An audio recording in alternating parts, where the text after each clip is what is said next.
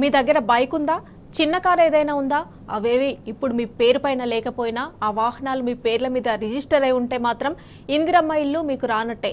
కాంగ్రెస్ ప్రభుత్వ ప్రధాన గ్యారంటీల్లో ఒకటైన ఇందిరమ్మ ఇళ్ల పథకానికి దరఖాస్తుల లిస్టుతో పాటు కండిషన్ల లిస్టు కూడా భారీగానే ఉంది.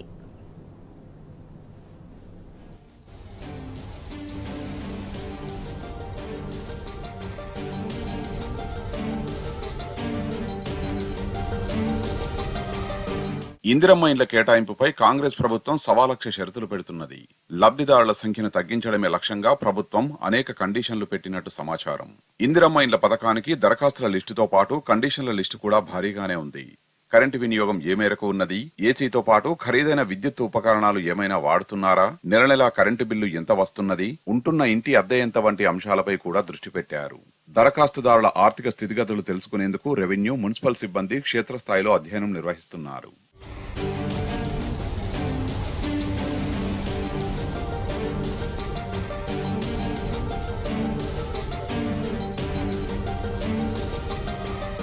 ఇందిరమ్మ ఇండ్ల పథకానికి 82,82,332 మంది దరఖాస్తు చేసుకున్నారు. ఒక్కో ఇంటి నిర్మాణం కోసం 5 లక్షల రూపాయల ఆర్థిక సహాయం అందిస్తామని ప్రభుత్వం ప్రకటించింది. 2024-25 ఆర్థిక సంవత్సరంలో ఒక్కో నియోజకవర్గానికి 3,500 చొప్పున మొత్తం 119 నియోజకవర్గాల్లో 4,16,500 ఇండ్లను నిర్మించనున్నట్టు రాష్ట్ర ప్రభుత్వం ప్రకటించింది.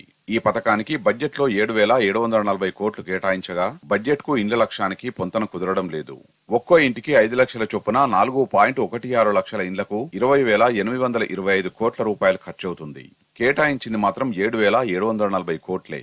అంటే 13,000 కోట్లకు పైగా వ్యత్యాసం ఉన్నది. దీంతో కేంద్ర నిధులపై ఆధారపడమే కాకుండా లబ్ధిదారులను తగ్గించాల్సిన అనివార్యత ఏర్పడింది.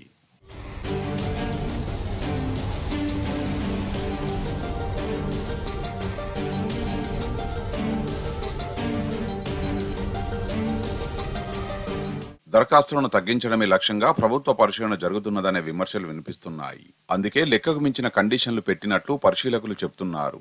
తెల్ల రేషన్ కార్డు ఉన్నదా, అది లేకుంటే ఆదాయ ధృవీకరణ, కుటుంబ ఆదాయం, ఆస్తులు, భూములు, పట్టణ ప్రాంతాల్లో ఇంటి జాగాలు ఉన్నాయా, కారు, ద్విచక్ర వాహనం, ఏసీ, ఫ్రిడ్జ్, వాషింగ్ మిషన్ ఉన్నాయా, ఇంట్లో ఎంతమంది పనిచేసేవారున్నారు, వారి నెల సంపాదన ఎంత, గతంలో ప్రభుత్వ లబ్ధి పొందారా, గత ప్రభుత్వంలో ఇల్లు మంజూరైందా తదితర అంశాలను క్షేత్రస్థాయిలో తెలుసుకుంటున్నారు.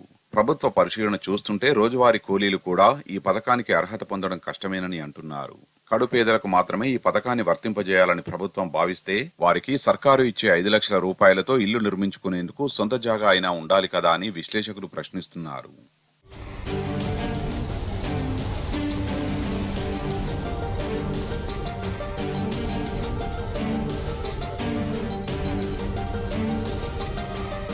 కేంద్ర ప్రభుత్వం ప్రధానమంత్రి ఆవాస్ యోజనలో భాగంగా రాష్ట్రాల్లో పేదల ఇండ్ల నిర్మాణానికి విరివిగా సహకారం అందిస్తున్నది. ఒక్కో యూనిట్ కు గరిష్టంగా 1.5 లక్షల వరకు ఆర్థిక సహాయం చేస్తున్నది. కేంద్ర సహాయంతో పాటు రాష్ట్ర ప్రభుత్వం ఒక్కో ఇంటికి 3.5 లక్షలు జత చేయాల్సి ఉంటుంది. కేంద్రం నుంచి సహాయం పొందాలంటే వారు నిర్ధారించిన మార్గదర్శకాలకు లోబడి ఇండ్లను నిర్మించాల్సి ఉంటుంది. కనిష్టంగా 30 చదరపు మీటర్ల కార్పెట్ ఏరియాలో నిర్మించాలి. ఇందిరమ్మ ఇండ్ల పథకంలో కూడా అధికారులు ఆయా ప్లాట్ ఏరియాలకు తగ్గట్టుగా కనీసం 323 చదరపు అడుగులకు తగ్గకుండా గృహాలు నిర్మించేలా పలు రకాల డిజైన్లను రూపొందించారు. కార్పెట్ ఏరియా మాత్రం కనీసం 323 చదరపు అడుగులు ఉండేలా చూడాలని నిర్ణయించారు. నిర్ధారిత లక్ష్యం ప్రకారం 4,16,000 ఇండ్ల నిర్మాణానికి గాను ప్రభుత్వం ఓటాన్ అకౌంట్ బడ్జెట్లో చేసిన కేటాయింపులు లబ్ధిదారులకు ఏమాత్రం సరిపోయే అవకాశం లేదు.